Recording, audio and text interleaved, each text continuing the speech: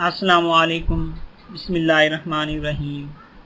Previous lecture में हमने T test के रिलेटेड क्वेश्चन हमने सॉल्व किए थे और टी टेस्ट हमने ये डिस्कस किया था कि क्वेश्चन के अंदर जब आपके पास पॉपुलेशन वेरिएंस या पॉपुलेशन स्टैंडर्ड डेविएशन नोन नहीं होता और sample size less than or equal to 30 हो तो फिर हम टी टेस्ट अप्लाई करते हैं। इसका जनरल प्रोसीजर भी हमने डिस्कस किया था और इसके रिलेटेड हमने एग्जांपल की थी। आज हम एक्सरसाइज से इसके रिलेटेड क्वेश्चन डिस्कस करते हैं। इसमें फर्स्ट है पेज नंबर 267 पे क्वेश्चन नंबर 13। तो इस क्वेश्चन के अंदर 5 पार्ट्स हैं। इसमें क्वेश्चन स्टेटमेंट की फॉर्म में नहीं है और इसलिए इसमें कुछ ज़्यादा मुश्किल नहीं है कि नल हाइपोथेसिस या अल्टरनेटिव हाइपोथेसिस कैसे बनाने हैं, वो बने हुए हैं। जस्ट इन क्वेश्चन से आप लोगों ने प्रोसीजर की प्रैक्टिस करनी है। तो क्वेश्चन की स्टेटमेंट कुछ इस तरह है, given the following information, what is your conclusion in testing each of individual null hypothesis? Assume the population are normal। तो इसमें ए पार्ट जो है उसमें सैंपल साइज 9 दिया हुआ है, सैंपल मीन 12 दिया हुआ है, जो सैंपल वेरिएंस स्मॉल एस चुके है वो 36 है, लेवल ऑफ सिग्निफिकेंस 0.05 है और नल हाइपोथेसिस आपका जो है वो म्यू इज इक्वल टू 10 और alternative hypothesis mu greater than 10। तो म्यू ग्रेटर दैन, अच्छा इसमें आप देखें कि एक तो सैंपल वेरिएंस नोन है, पॉपुलेशन वेरिएंस अननोन है। एक तो फर्स्ट कंडीशन ये पहले आपने है कि सैंपल साइज ग्रेटर देन 30 है या less than or equal to 30 है, तो वो आपके पास 9 है। तो इट मीन ये कंफर्म हो गया कि हमने इस क्वेश्चन के अंदर टी टेस्ट अप्लाई करना है। तो सबसे पहले हमारा जो जनरल प्रोसीजर 6 स्टेप बेस्ड है वो ये है कि फर्स्ट स्टेप है null hypothesis and alternative hypothesis. तो ये गिवन है mu h0 mu is equal to 10 और h1 म्यू ग्रेटर देन 10। तो यहाँ पे हमारा 2 टेल टेस्ट अप्लाई होगा। सेकंड है लेवल ऑफ सिग्निफिकेंस दिया हुआ 0.05 टेस्ट स्टैटिस्टिक वो हम डिसाइड शुरू में कर चुके हैं कि वो टी टेस्ट अप्लाई होगा, t is equal to X bar minus mu over small S over N under root.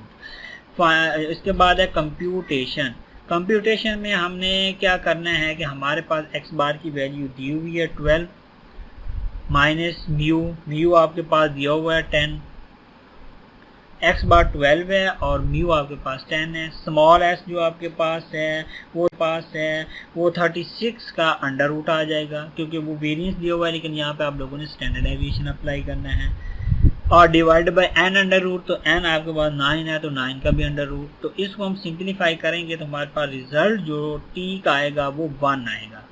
अब हमारा फिफ्थ स्टेप है reject H if T greater than T alpha. अब अल्फा बाई 2 इसलिए नहीं किया कि हमारे पास 1 टेल टेस्ट इसमें है, यानी अल्टरनेटिव हाइपोथेसिस नॉट इक्वल की फॉर्म में नहीं है, जस्ट ग्रेटर देन है।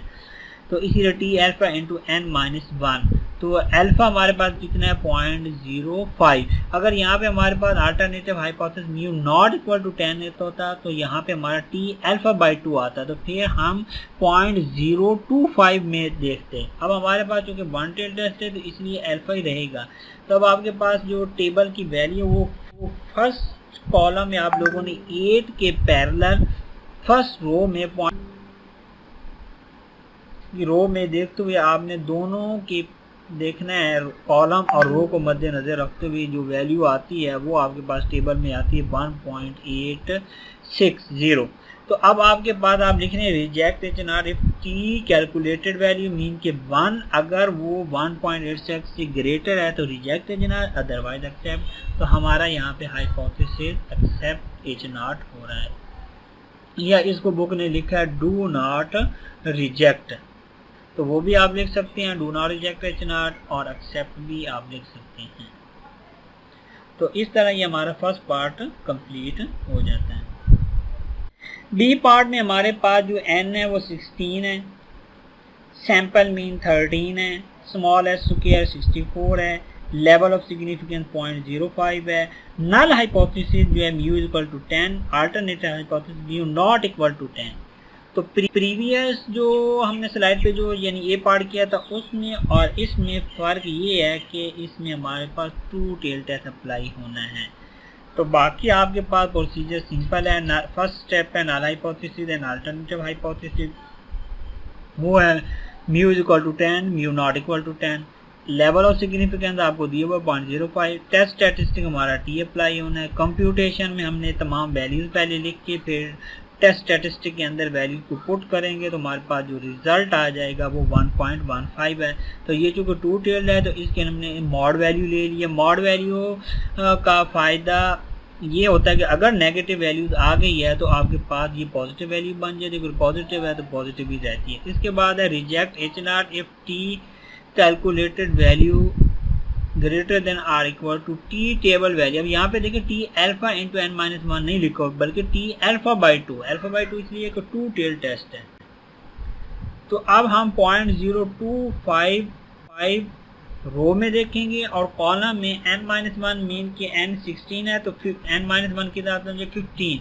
तो फर्स्ट कॉलम में 15 और फर्स्ट रो में 0.025 के पैरेलल जो वैल्यू आती है वो 2.131 आती है। अब हमारे पास ये देखें कि reject H0 if 1.5 value greater then 2.131। ये अगर हमारी ग्रेटर होगी तो reject, otherwise do not reject या एक्सेप्ट H0। तो इसमें भी हमारा हाइपोथेसिस H0 जो है वो एक्सेप्ट हो रहा है। तो इस तरह हमारा ये भी पार्ट भी कंप्लीट हो जाएगा।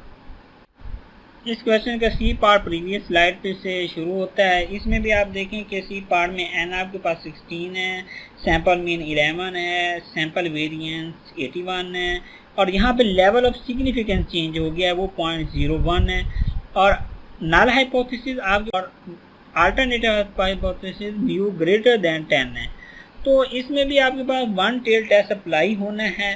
तो नल एंड अल्टरनेटिव हाइपोथेसिस मैंने प्रीवियस स्लाइड पे दिया हुआ है। लेवल ऑफ सिग्निफिकेंस भी आपके पास 0.01 है और इसके बाद थर्ड स्टेप टेस्ट स्टैटिस्टिक है वो भी टी होना है। उसके बाद फोर्थ स्टेप कंप्यूटेशन है। कंप्यूटेशन में तमाम वैल्यूज आपके पास अवेलेबल हैं, वो आप वैल्यूज पुट करें भी तो 0.045 आ जाए 0.44 आ जाएगा। Critical region reject H0 if T calculated value greater then T tabulated value. T tabulated value चूंकि 1 टेल टेस्ट है इसलिए T alpha into n minus 1 है। तो हमारे पास 0.01 है और n कितना है 16 है तो n माइनस 1 15 आ जाए। अब आप लोगों ने फर्स्ट कॉलम में 15 और फर्स्ट रो में 0.01 के पैरेलल वैल्यू देखेंगे तो 2.602 आएगी तो 02 आएगी।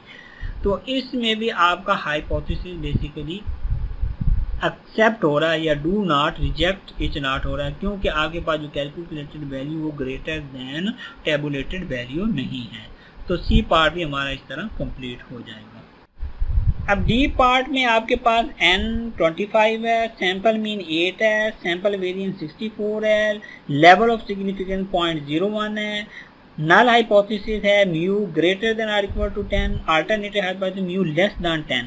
तो यहाँ पे भी अल्टरनेटिव हाइपोथेसिस आप देखें कि लेस देन 10 है तो इट मीन कि आपके पास 1 टेल टेस्ट अप्लाई होना है। तो एग्जैक्ट जो स्टेप तो 6 वही होने हैं जो प्रीवियस क्वेश्चन के अंदर किए हैं कि null hypothesis, alternative, level of significance, test statistic तमाम वैल्यूज मौजूद है। कंप्यूटेशन भी आप लोग कर लेंगे। तो इसमें आप देखें कि माइनस जो टेस्ट स्टैटिस्टिक की कैलकुलेटेड वैल्यू है वो -1.25 है। तो इसकी अगर तो ये हाइपोथेसिस 2 टेल्ड होता तो यहाँ मॉड वैल्यू ले लेते, लेकिन आप देखिए कि अल्टरनेटिव हाइपोथेसिस नॉट इक्वल नहीं है, जस्ट लेस देन है, 1 टेल्ड है, तो इसलिए यहाँ पे मॉड वैल्यू नहीं लेंगे। तो इसमें लेस देन की सूरत में क्रिटिकल रीजन में थोड़ा सा एहतियात करनी होती है। तो किस तरह लिखना है, reject H0 if T calculated value less than or equal to T table value और उसके साथ माइनस अपनी तरफ से लगाना है, क्योंकि ऐसी सूरत में हमारे पास जो टी कैलकुलेटेड वैल्यू होती है वो नेगेटिव ही वैल्यू आती है, ज़्यादा चांस होते हैं। तो अब आप देखें कि आपकी वैल्यू जो आई है वो -1.25 कैलकुलेटेड वैल्यू और टेबल की वैल्यू -2.492।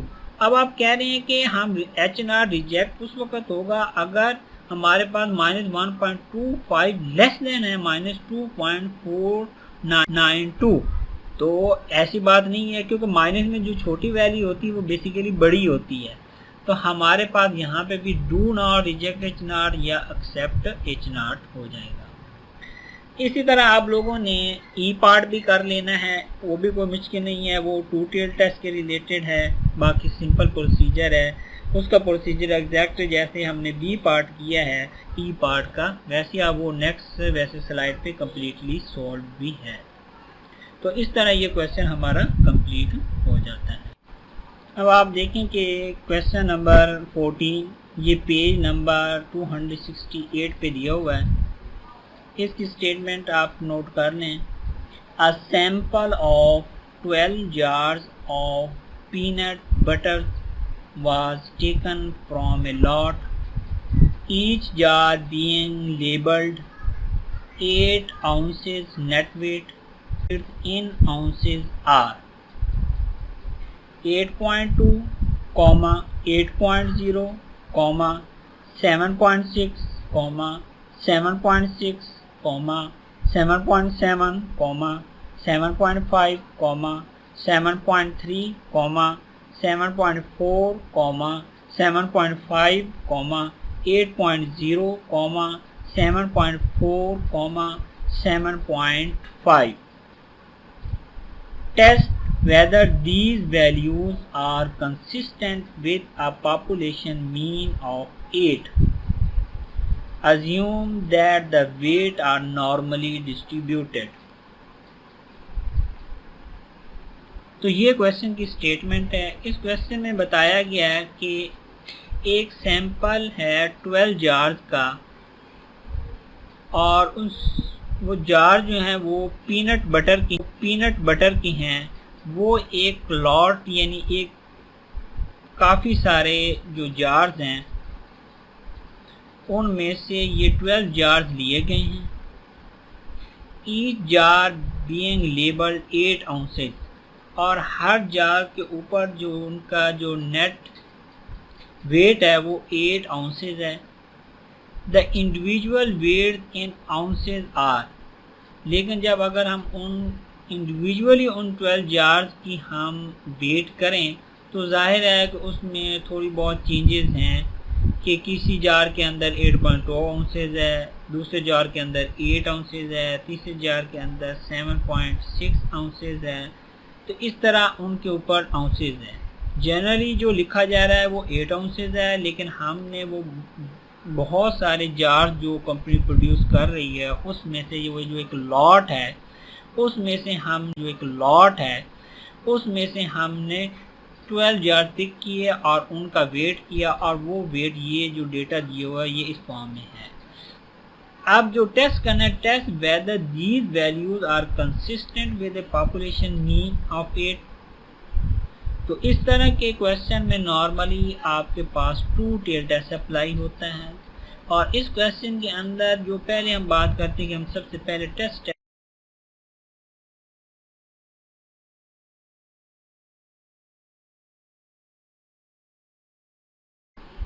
थर्ड स्टेप पे है नहीं है और अप्लाई होता है। और इस क्वेश्चन के अंदर जो पहले हम बात करते हैं कि हम सबसे पहले टेस्ट स्टैटिस्टिक डिसाइड कर लेते हैं, वो जी टेस्ट अप्लाई होना है या टी टेस्ट अप्लाई होना है। तो देखिए कि इसके अंदर पॉपुलेशन वेरिएंस या स्टैंडर्ड एविएशन अवेलेबल नहीं है। और दूसरी बात सैंपल साइज, तो सैंपल साइज इसमें आप देखेंगे 12 है, जो तो इट मीन कि टी टेस्ट अप्लाई होगा। इसमें जो नल हाइपोथेसिस है वो हम चेक करना चाह रहे हैं कि जो लॉट है जार्स की उसका क्या नेट वेट 8 ounces है। तो null hypothesis mu equal to 8, alternative hypothesis mu not equal to 8।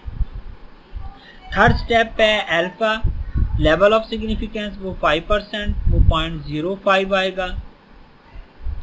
Third step पे टेस्ट स्टैटिस्टिक वो हमने टी डिसाइड कर लिया, T X bar minus mu over small S over N under root. Fourth step हमारा computation का है जो next slide पे गिवन है। फोर्थ स्टेप कंप्यूटेशन में सिंपली आप लोगों ने इन 10-12 वैल्यू को एक कॉलम में लिख लेना है, जैसे 8.2, 8.0, 7.6, so on, 7.5 और उसका सम कर लेना है। और फिर इसी तरह उन वैल्यूज को स्क्वायर लेकर फिर उनका भी हमने सम कर लेना है।